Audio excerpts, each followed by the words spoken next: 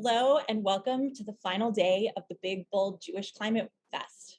It's been an inspiring week leading up to the holiday of Tu B'Shvat, the Jewish New Year of the Trees. I'm Dahlia Rockowitz, the Washington director of Dayenu, a Jewish call to climate action.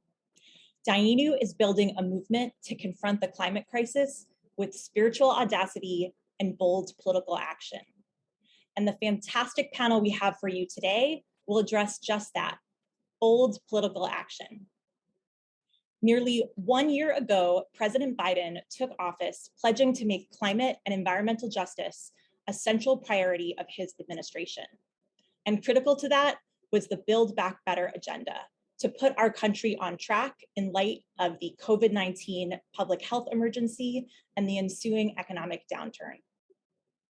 And also to put us on a long-term trajectory towards a clean energy future that would help us avert the worst impacts of the climate crisis. And with climate champions in Congress, the moment was ripe for bold political action.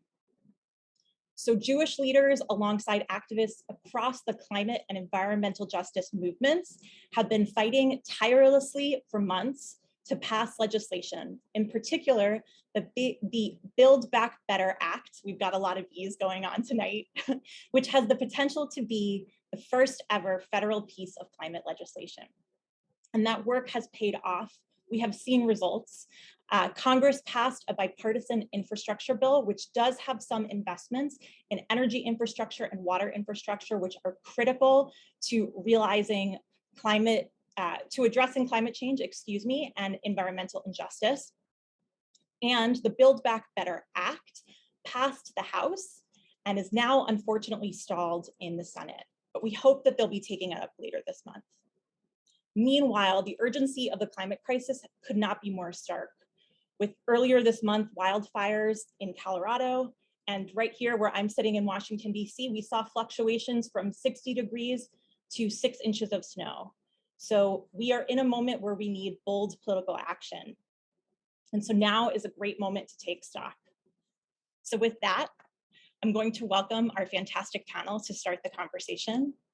We are really lucky to have with us tonight Shantha Reddy Alonso, the Director of the Office of Intergovernmental and External Affairs for the US Department of the Interior, Wes Gobar, Coalition Lead for Evergreen Action, and Dana Johnson, Senior Director of Strategy and Federal Policy for We Act for Environmental Justice. And I wanted to start off by giving the panelists a moment to introduce themselves and their organization and to help sort of frame us where we are in this particular moment. So I'm going to start by turning it over to Shantha. You and the Department of Interior have just dove right in 1 year into this administration, and you've been quite busy. So can you share with us what you and the department as a whole has been working on and any of your particular achievements that you want to highlight from the first year of the Biden administration? Thanks so much for that question, Dahlia. And thank you for inviting me to be part of this conversation today, too. I'm so honored to be in this company and to be able to share about climate and environmental justice with the Big Bold Jewish Climate Fest. I'll take a moment at the top to acknowledge that I'm zooming in from the traditional lands of the Piscataway and Pamunkey people. And you are right that we dove right in at the beginning of the administration, and that is what I signed up for. Before coming to the Department of the Interior, I got very involved in community and coalition efforts to make sure that climate and conservation progress move forward hand in hand with progress on racial and economic equity. And when I saw the president's commitment to these principles, I knew that I was all in too. And in my leadership role at Interior, I've been thrilled to bring people together around major initiatives of this administration. So from the beginning, the president called on all agencies to bring about climate solutions while creating good paying union jobs. And I'm proud to say that our department has since launched the first 2 commercial scale wind projects in the United States, as well as developed, prepared thousands of acres of onshore renewable energy projects. I've also been very involved in the America the Beautiful initiative to conserve 30% of US lands and waters by 2030, as well as close the gap in access to nature. The America the Beautiful initiative prioritizes voluntary community-based conservation efforts, and as we've engaged in intergovernmental and stakeholder meetings in this initiative, it's been incredibly inspiring to meet people from so many walks of life who devote so much energy to loving and caring for the places most special to their communities, and knowing that we are coordinating across the government to make sure that the conservation that we do is enduring and resourced, and that it also benefits the communities that need it most. I'm also really proud of the steps the administration has taken towards climate resilience. We've raised firefighter pay to ensure that those who are on the front lines of fighting increasingly intense wildfires are compensated more fairly for their life-saving work. Our administration is rebuilding scientific capacity across the government, and this includes our department's efforts to study the severe and persistent drought through Earth observation systems, such as the historic Landsat 9 satellite that we launched last year. And I have been honored to serve in the Department of the Interior on the White House Interagency Council on Environmental Justice. And in that role, I've been heavily involved in strengthening our own department's internal capacity for environmental justice. And I've been engaging in developing our contributions to the historic Justice 40 initiative, which is a government-wide effort towards the president's goal that 40% of the overall benefits from federal investments in climate and clean energy flow to disadvantaged communities. Our Justice 40 pilot program at the Department of the Interior is the Abandoned Mineland Economic Revitalization Program. There's a lot more that I'd like to talk about, but I can't take up all the time. I can't wait to hear from my fellow panelists, so I'll turn it back over to you. Thank you so much, Shantha. I know that just this week it was announced that water off of my home state, New York, would be opened up to wind development. And that's exactly what we need to be doing to move forward towards this clean energy future that leaves no one behind. That being said, there is still so much to do, and we know the window of time to make the changes that we need to is closing. And that's one reason we have been particularly focused on Build Back Better legislation. So I wanted to turn it over to you, Wes, to tell us a little more about Evergreen Action. I know that at Dainu, we are really reliant on the reports and the information that you put out in our advocacy work, and would love to hear from you a little more on why Evergreen Action has been focused on Build Back Better legislation and what impact this legislation could have on addressing the climate crisis. Sure. Thank you so much for having me. Really glad to be here and that we're having this conversation because we need to get this across the finish line this year. Evergreen Action is a new organization. We started in early 2020. It is an offshoot of the Inslee for America campaign. And the Inslee for America campaign in 2019 started with a really bold idea. The original idea was we're going to run only on climate because no one else, if you remember the presidential primary, we had 20 candidates. No one was talking about climate and focusing on it as a key issue. And so the team that was with the Inslee campaign, they did a flurry of outreach across various sectors of the environment movement, EJ organizations, labor, rural communities, and agriculture, and really came up with a very comprehensive roadmap for how the next president can act on the climate crisis in an equitable way. And that plan became really open source, and we, after that, the candidates had a chance to sort of compete over climate plans. And the campaign team said after that, we need to take these relationships we've made across the climate movement, the plans that we've laid out, and the communications infrastructure, and turn that into action. And that turned into Evergreen Action, which was really my first job, actually, working with in climate. And so I've been working with Evergreen since the beginning. Our philosophy and what we tried to help shape with Build Back Better is around standards, investments, and justice. Standards across the various sectors of the economy to decarbonize them. So buildings, transportation, the power sector, these are all sectors that are heavily polluting. Bold public federal investments, not just relying on the private sector, but the government, directly putting a lot of money into these initiatives, and environmental justice throughout the entire agenda. And so Evergreen stayed in conversation with the Biden team before we even knew who the nominee would be. We were just talking with all the candidates, and what eventually became the American Jobs Plan is, to not toot our horn too much, but I think a lot of that owes a lot of influence to the Evergreen Action Plan and a lot of the policy papers that we've been putting out in 2020. So we have a personal stake in sort of seeing this through, but it's just so Build Back Better itself, just why it's important. It gives people, communities, businesses, and states to create an equitable and just clean energy economy.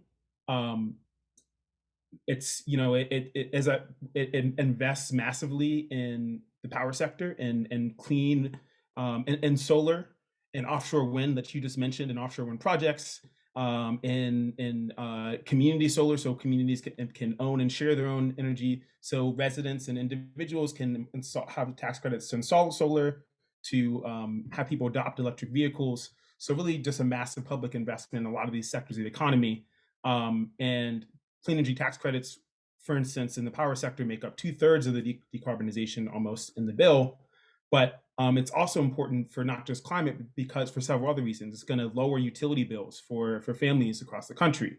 We're going to have a civilian climate corps, so people can, hundreds of thousands of young people who may have not had opportunities. Maybe they dropped out of high school, college. Maybe they were formerly incarcerated and then can't fight fires in California, or people of various document status. They can have jobs and a pathway to good union careers fighting the climate crisis. And it's really important for public health as we're shutting down pollution across the country. So it's this is a lot of money that's desperately needed, and we've never spent at this scale. And it's also a shift of governance because before Evergreen and before the 2019 primary, a lot of folks in the mainstream environmental movement were just talking about carbon taxes, talking about mobilizing the private sector. And this is really just it's about giving communities, investing in communities, and giving them the tools to create an equitable clean energy economy. Great. Thanks, Wes. I love how we can see the connection from, the putting out of ideas and research, and then that Evergreen Action was doing, that the Inslee campaign was doing, and then seeing an administration come in, hear from Shantha about how having those ideas at the ready, an administration can sort of jump in and start to operationalize them. And I really like how clearly you articulate that it's about standards, investment, and justice, which I think is a great transition to introducing Dana. And I think Evergreen Action, you should definitely be tooting your horn. You've been doing great work. And I want to also toot the horn for We Act for Environmental Justice, that a lot of the ideas that are being discussed around environmental justice policy, the Justice 40 initiative, making sure that money is reaching Black, Brown, and Indigenous communities and those who need it the most, is because these ideas and this pressure and this conversation has been building for decades. And a lot of that work has been led by We Act for Environmental Justice. And I will say that we'll use the acronym EJ, which we use for environmental justice. So with that, I'll turn it over to Dana. It would be great to hear a little more about We Act, and why you've been focusing on Build Back Better legislation and what impact it can have on promoting environmental justice. Sure. Thank you so much for the opportunity to be here today. We Act for Environmental Justice is, as you mentioned, a more than 30-year-old environmental justice org that was founded in Northern Manhattan in response to the siting of a sewage treatment plant in a predominantly African American and Latinx community, for no other reason than the residents in that area did not have the political will to push back on it. And so when we think about our mission, we really are focused on ensuring that people of color and people who live in areas of low income have a seat at the decision-making table and participate in full and meaningful ways in the decisions that get made about the siting of facilities or the evolution of communities, standards related to public health and environmental health policies and practices. We believe that we get to speak for ourselves in these instances. And so we do have a federal policy office here in Washington, D.C., as well as having a presence in New York City and New York State. And we really try to be intentional about being a bridge for the wider environmental justice movement to what we see happening in the White House, so in the administration, in departments and agencies, in Congress. And as a part of that, we do convene the Environmental Justice Leadership Forum, which is an alliance or a network of about 50 EJ orgs representing 22 or so states. And that work is done out of our DC office. So when I think about why Build Back Better is important, it's important because, as was mentioned, campaigns were built on, the start of this administration was built on addressing the systemic racism that we find in our policies and practices, and bringing economic opportunity to communities that have been disinvested in for decades. And it's our opportunity to evolve our energy economy, in a way that produces positive public health outcomes in our communities. And the way that that's being done in this current environment is through investments. It's through the appropriations process. And, there are 1,000 ways that I could go in answering this question, and I feel like it's so much that I want to say.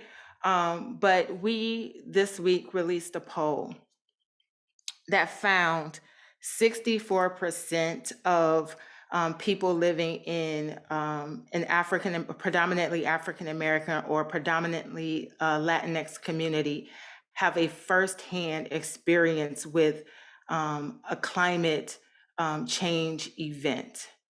When we look at unemployment rates, African Americans have the highest unemployment rate in this country right now at almost 12%. When we look at emissions, every sector of our economy releases emissions, but the impact of that, the negative health impact of that, is most felt in a community of color or area of low income, because we more than likely live within 3 miles of that polluting facility. And so what Build Back Better for us does is address legacy harms. There's money for investment in Superfund cleanup. It supports us in transitioning our energy economy and ensuring that people don't get left behind in that process. So there's investment in, as was mentioned, a civilian climate corps. We think it should be called a frontline climate corps that takes a holistic look at investing in K through 12 education, that looks at leveraging minority serving institutions and historically Black colleges and universities to train up our new generation of, engineers who might work in an EPA, or, outdoor advocates who, might work at DOI, or a generation of people who can come back and stand in the gap in the community in the way that Peggy Shepard, our co-founder and executive director, does.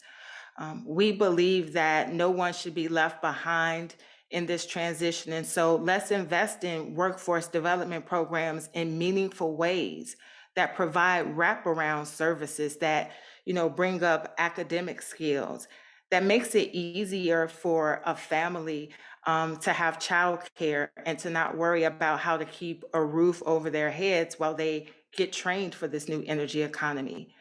How do we protect people's pensions?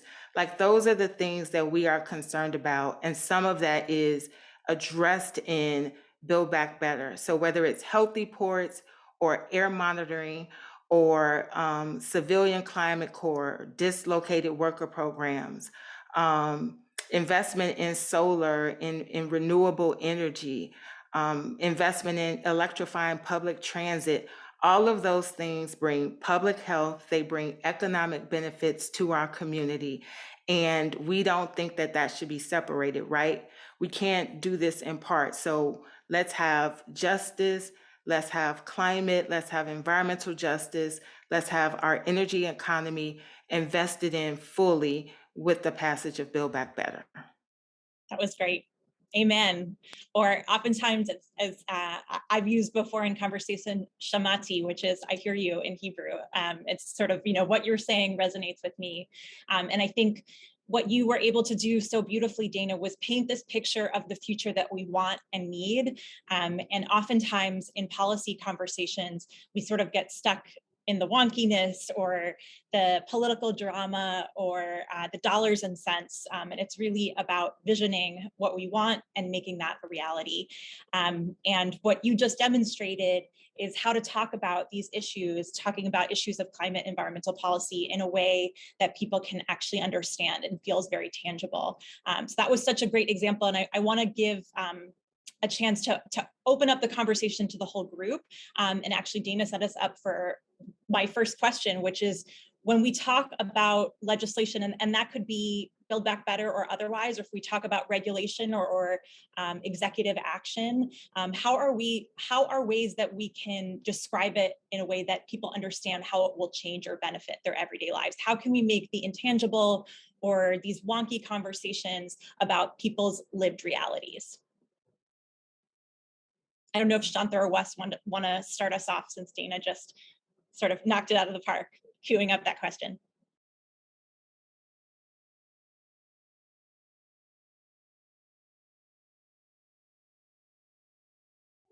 I can try, but it'll be hard to follow up here. I think too often when a lot of the mainstream environmental movement talks about climate change, they just talk about the disasters, how people are struggling, the sort of the broad the what's at stake. Or they may only talk about the parts per million in the science, but I think the what can be built with these investments is just as important. So one example that we have that has come to my attention recently, Maryland passed a climate law in 2019, and it's a renewable.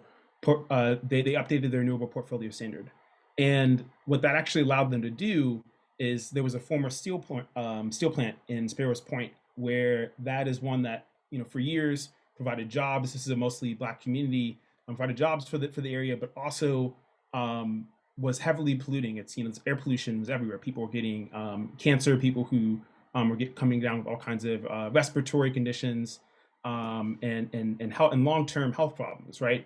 And so the plant shut down several years ago, and a lot of those jobs went away.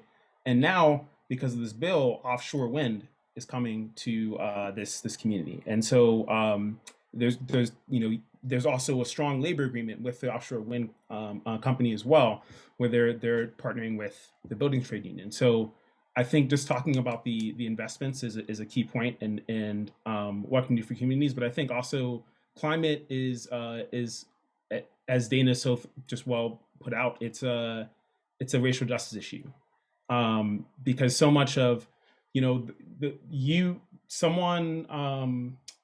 whether you're more likely to have a fossil fuel plant in your community, or to have floods, or to be priced out of your home as money goes into adaptation, if your home is redlined, right? So that dates back to the original New Deal in the 1930s. And as people are talking about building a Green New Deal, this is a chance to really undo those legacy harms, to talking about in terms that people understand. It's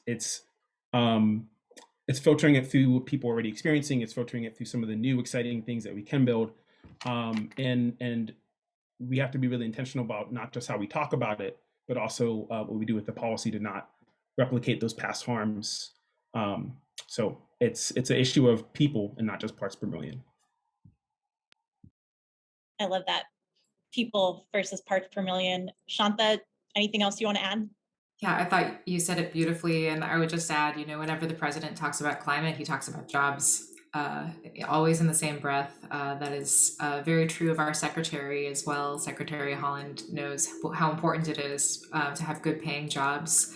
And in addition to that, I think the power of story is something to always remember when we're thinking about how these big sweeping changes are affecting everyday people. It's going to look different in different places, and that's why it's really important.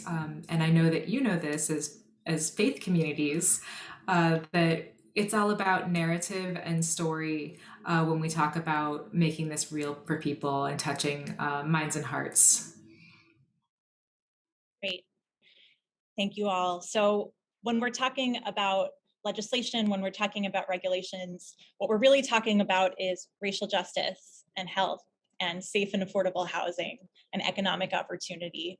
And I think you were able to paint some really clear picture. So thank you for that. And that is the work of advocates, and that's the work of liaisons like you, Shanta, who are helping to translate policy and regulation to communities. So that's the critical work that we do. And sometimes it's still quite a challenge, and that's what we're seeing with Build Back Better. All of this is on the line, and the legislation is currently on hold in the Senate. So turning to my advocates, Dana and Wes, it would be great to just get a quick update on where things stand on Build Back Better and what you think is needed to get it across the finish line, as you said, Wes. So I don't know who wants to start, but where are we with Build Back Better, and how are we going to get it across the finish line? Yeah.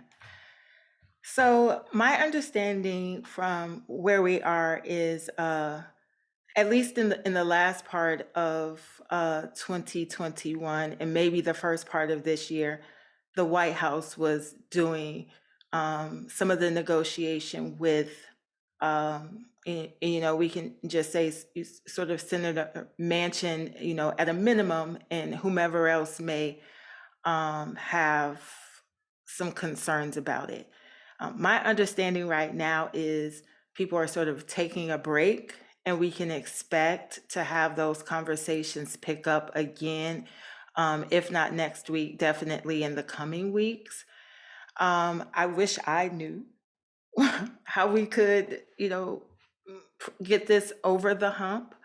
I think we need to continue to, as the advocacy community, let our congressional leaders, let the administration know the parts of this bill that are important to us, and the pieces that we see sort of revolutionizing our communities and fulfilling on the commitments made to build back better across the board. But other than that, I really don't know what to do. Maybe, Wes has a magic ball or snow globe or something with an answer in it. No snow globe over here. I do have a globe on my desk though.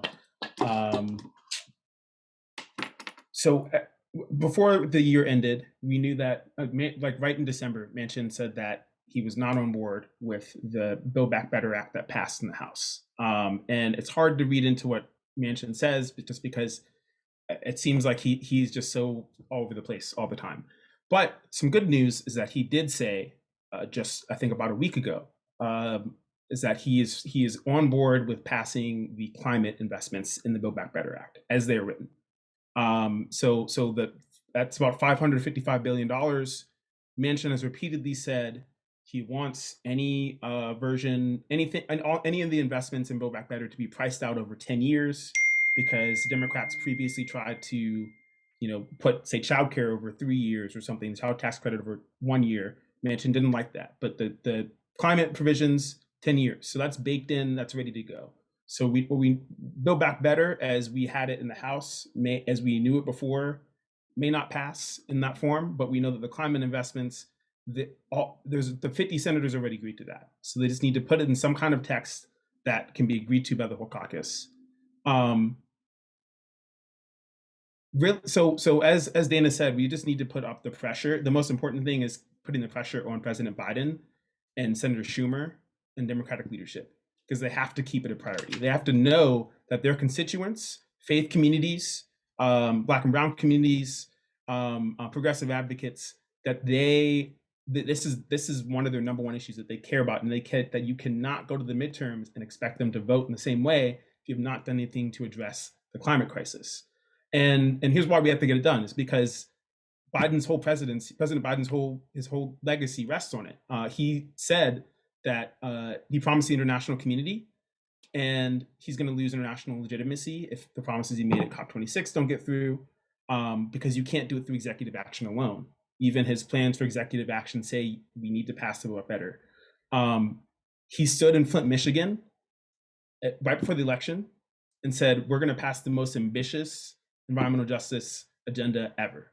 And that's a promise he made to voters in Michigan, which he won by like 2 points, right? So, and then just, for future generations, for young people, we are the biggest, voting demographic. And so this is the legacy of his presidency, and it's the future of the party in 2022. And the way that DC works, Congress works, they're going to want to move on and go and say, well, we have midterms, we need to keep moving. But no, this is the midterms. This has to be their agenda. And so I think the more that people call their senators and let them know it's a priority, keep up the pressure on social media, go to various actions that are nearby you, wherever you live, and just keep up the pressure on Biden, on your representatives, on Democratic leadership, and say this is a priority and you have to get it done no matter what the vehicle is. I think we can get across the finish line because, again, Manchin has already agreed to some form of passing something that has that 55 billion baked in. So clearly we don't all have crystal balls, but to summarize what I'm hearing is that we need to keep the drumbeat going. Whoever you have a connection to, your elected officials, the president, any other constituency that you can think of, your neighbors, your family, your friends, and tell them where you stand, what your priorities are. And I think, Wes was speaking specifically to some of the inside machinations, but part of the role of advocates is also accountability. And so saying this is a priority to me, and so that's what I want to see move forward. But it's still, as you can hear, going to be challenging. There's still work to do. And that's why it's great we have smart people on it, like Dana and Wes. But when the legislation hopefully passes, and as we've seen with many pieces of legislation before, including the bipartisan infrastructure bill that passed pretty recently, that's really just getting started. That is laying out the rules. It's determining how much money is going to go towards these particular programs. And it's really around implementation that we actually see how the rubber is going to hit the road. So moving forward, looking beyond Build Back Better, looking beyond January 2022, which we're only halfway in and already feels like it's like 2 months in and of itself. Let's sort of take a leap into the future that we want to see. And Shantha, hoping that, wearing your hat as someone who works within the executive branch, if you could share with us just broadly what happens when legislation passes, how does an agency sort of interpret and implement the rules and investments that get handed down by Congress? Yeah, thanks for that question, Dahlia. So I can definitely speak to how the administration is interpreting and implementing the bipartisan infrastructure law passed in November 2021. It's making a real impact on communities across the country already, creating good paying jobs. And I know the law is going to do a lot of things that people who are attending Big Bold Jewish Climate Fest are going to be tuning into, like putting pipe fitters and plumbers to work, replacing lead water pipes so every child can drink clean water.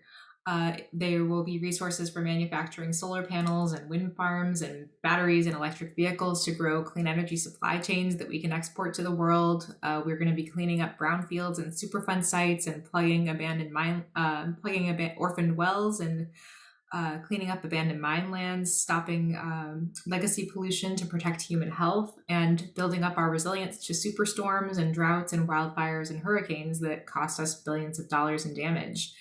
My boss, Secretary Deb Haaland, who, by the way, is an incredibly inspiring person to work for, she sits on the Infrastructure Implementation Task Force, along with the Secretaries of Transportation, Energy, Commerce, Labor, Agriculture, as well as the EPA Administrator and the Office of Personnel Management Director. And since this task force has gotten rolling, we've seen a high degree of coordination and intense focus on this across the federal government.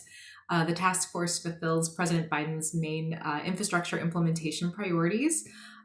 There are 6 of them: to invest public dollars efficiently, avoid waste, and focus on measurable outcomes for the American people; to buy American and increase the competitiveness of the U.S. economy, including through implementing the Act's Made in America requirements and bolstering domestic manufacturing and manufacturing supply chains; creating good paying job opportunities for millions of Americans by focusing on high labor standards for these jobs, including prevailing wages and free and fair chance to join a union; investing public dollars equitably, including through the Justice 40 initiative that I mentioned earlier; building resilient infrastructure that can withstand the impacts of climate change and helps combat the climate crisis, and very importantly for my job, effectively coordinating with state, local, tribal, and territorial governments in the implementation of these investments.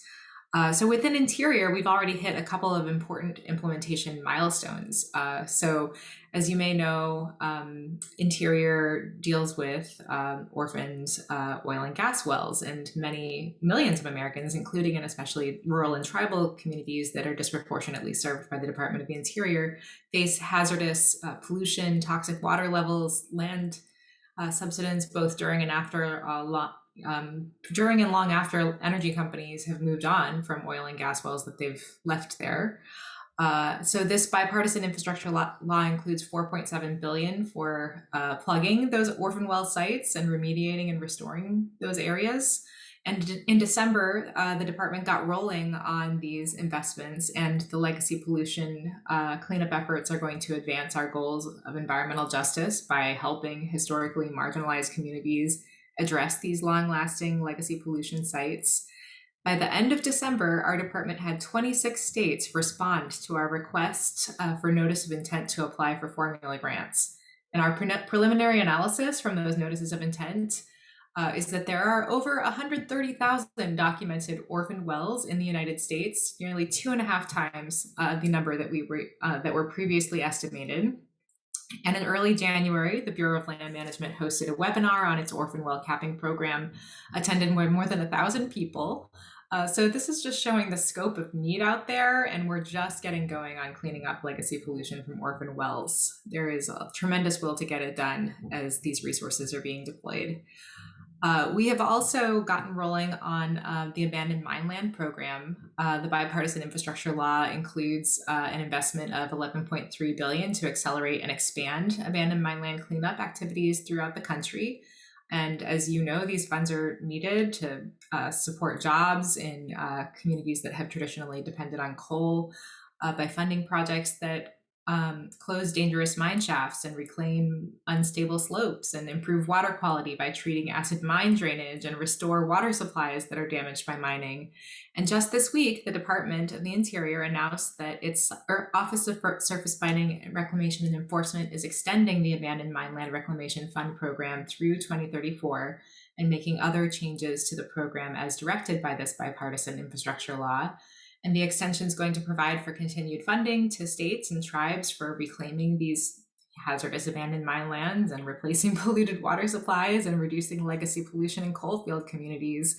This is really important progress, and I could go on, but those two examples are very exciting to me so far. Thanks, Shanta.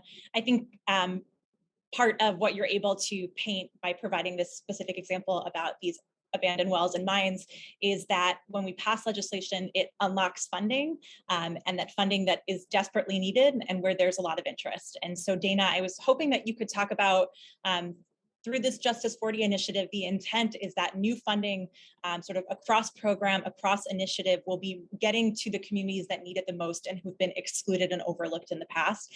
And could you share a little about how you're preparing, specific to Build Back Better, but potentially with other programs as well, how you're making sure that local communities, that the network of environmental justice groups that you work with are going to have access to this funding? Yes, thank you so much for the question. So I will say, as an individual, I think as an organization and even as a movement, I don't know if we have been so involved in the appropriations process as we have. Like, I don't saying parliamentarian as many times as I've said it has been amazing. And so, what we have tried to do is hold education sessions generally to help people understand the appropriations process, to be really clear about the agencies and departments that those resources might go to start to develop relationships with individuals in them, to be clear about how those resources will be used to fund programs, and even do check-ins with their states. So look at your state and look at your city, because plans are being made on the ground to use these resources, and you want to ensure that your priorities, your community priorities are being represented at the local plan. There will be some, as was mentioned, grant processes where as a community-based org you can apply, but I think we're seeing that a lot of these resources are going to come through states. And so we've been really trying to do a lot of work to help people understand that process and build relationships. And then I think, as was mentioned, the president has been really intentional with the executive order process, specifically 14008, to put systems and processes in place that would help to ensure that resources got to individuals and communities that have been most harmed by legacy pollution and racism in our policies and practices. And so I think one of the things that will be born out of this process is the environmental justice screening tool, which will, once launched, be really directive.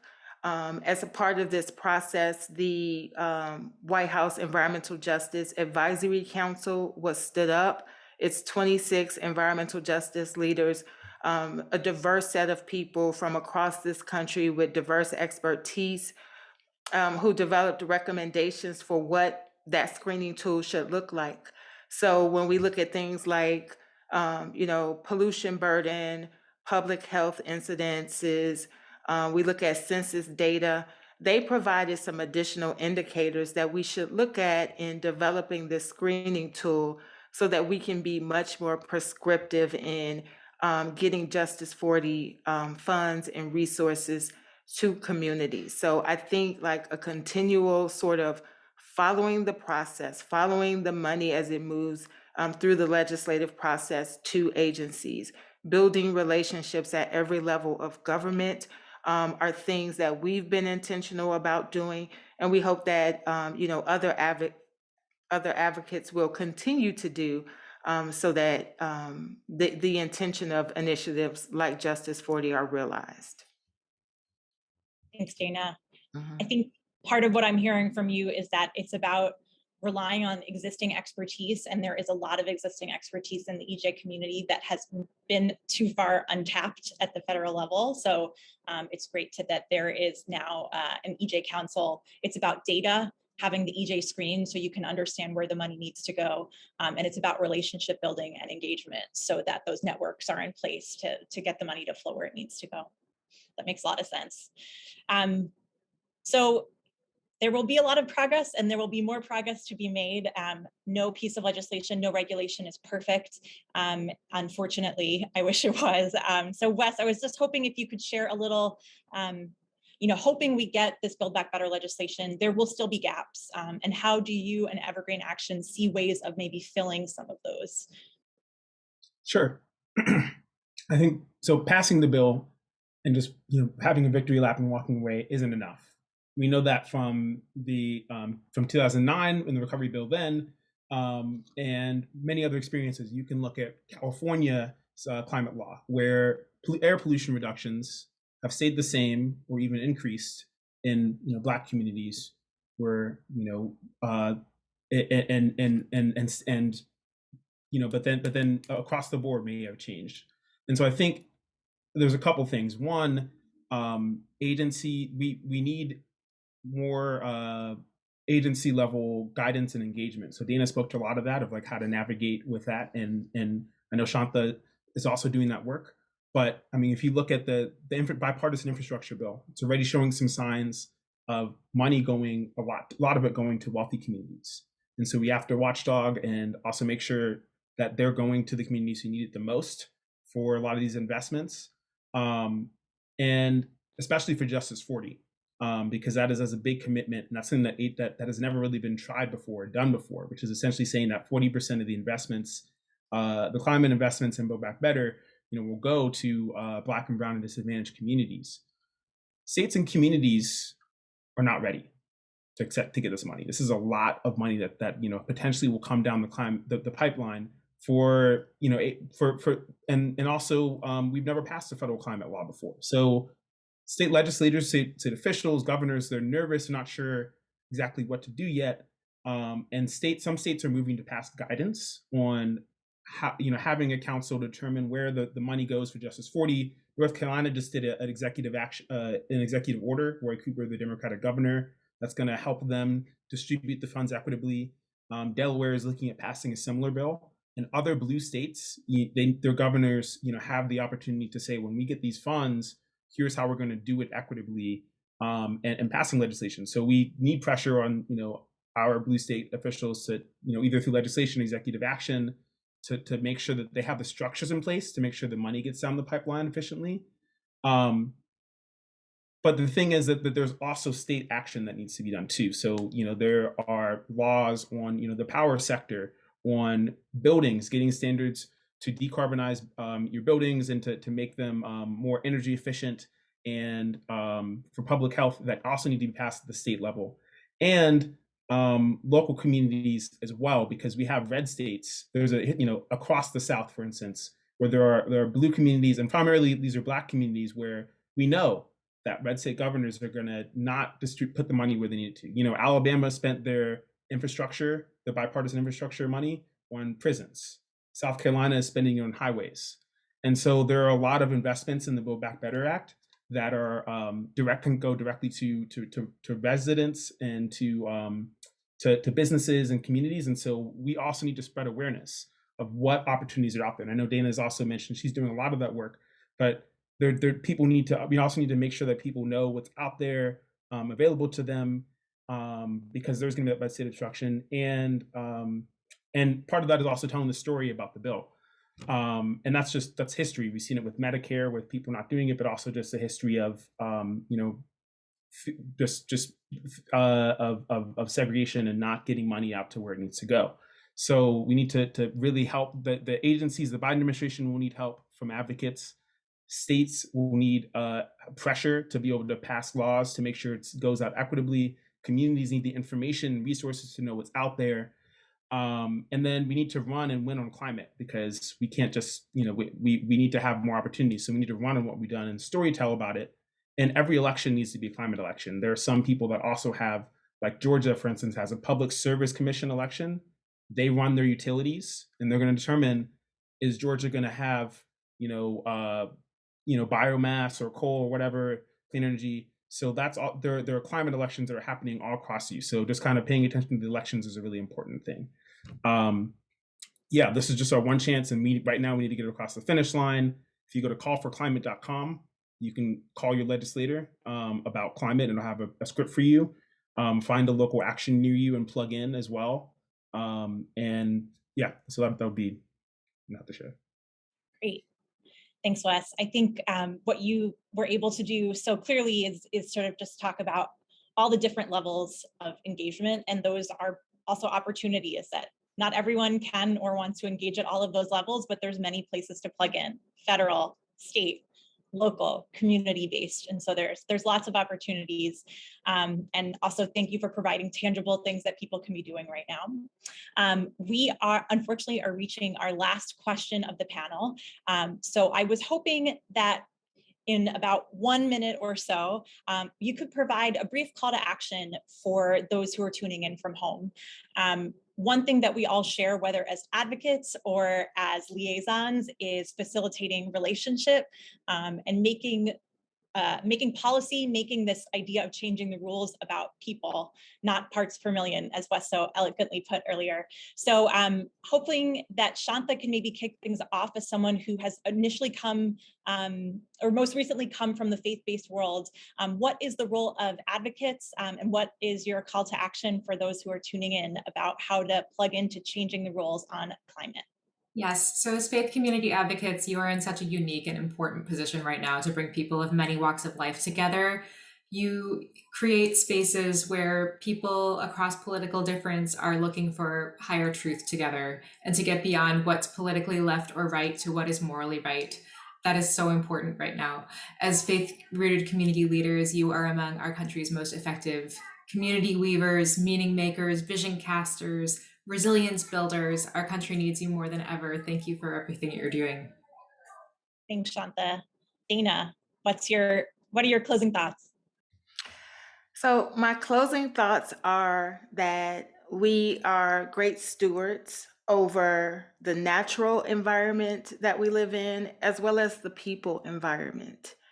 And when I think a lot about theory of change in our current structure, that is through the voting process. And so we need to have strong voting rights in place. We need to have them preserved so that everyone gets the opportunity to speak for themselves. And I think that that is the starting point for seeing the kind of environmental justice, the climate justice, the people supports, the land supports that we want to have in this country. And then I also want to say, to an earlier point, we cannot separate justice from climate. And so when we consider Build Back Better, we need to have that passed in whole so that we ensure that all communities are made whole. Thanks, Dana. Wes, final thoughts. Yeah, the faith community has a lot of power over elected officials. Before I worked for Evergreen, I worked for Virginia's Attorney General, drove them all across the state, and we met with a faith group probably maybe like once a month. So I know that they hold you in really high esteem. And I think if you are a part of a larger group, set up a meeting with your representative and tell them how important climate and environmental justice is to you. Call your representatives. As I mentioned, call the number 4 climate.com. Tweet them, but also plug into a local group if you are not plugged in already, because we need to be organized. And organizing is just the most important thing, and that accounts for passing the bill, but also moving to next. And the environmental movement is also built on coalitions with faith groups, and that's a history that goes back a long way as well. Thanks, Wes. And you teed me up, because if you want to get involved in climate policy and environmental justice policy and climate justice policy, because as Dana eloquently put, these issues are interconnected and we should not be separating them, then you are welcome to reach out to Dayenu. We have Dayenu circles. I know Chazon, another organizer of the Big Bold Jewish Climate Fest, has food sewed for youth who are interested in getting involved. So lots of ways to get involved. And we encourage you to join us in this important work, in this holy work. So I will close the panel by just thanking our eloquent, thoughtful, smart, strategic panelists. Thank you for joining us. If you want to thank them, we're going to turn on the chat, and feel free to put a star or a plus sign or to send them goodwill and good vibes. So hopefully we can close with strong energy. And I want to wish you a Shabbat Shalom, and may you find some rest, may you find some inspiration, and I look forward to being together again, maybe in person in the near future. Thanks so much.